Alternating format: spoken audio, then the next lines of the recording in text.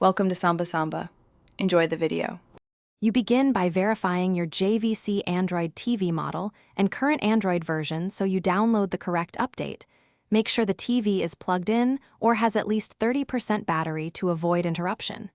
Next, connect to a stable 2, 4 or 5 GHz Wi-Fi network and confirm signal strength. A weak connection stalls the process.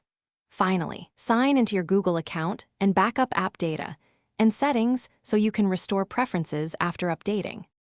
You navigate to Settings, then Device Preferences, About, and System Update to check for an over-the-air patch. Select Download if available and monitor progress.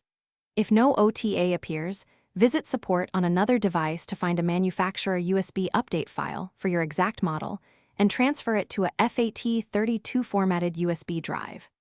Once the update begins, allow the download and installation to finish without powering off the TV. This prevents firmware corruption and boot. You verify the update by checking About in Settings to confirm the new Android version, and then sign back into Google and re-enable any apps you disabled.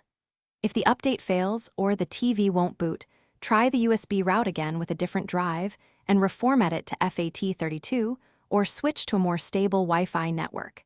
Intermittent connections commonly cause failures. As a last resort, perform a factory reset. This erases local data, so only use it after other fixes. Thanks for watching.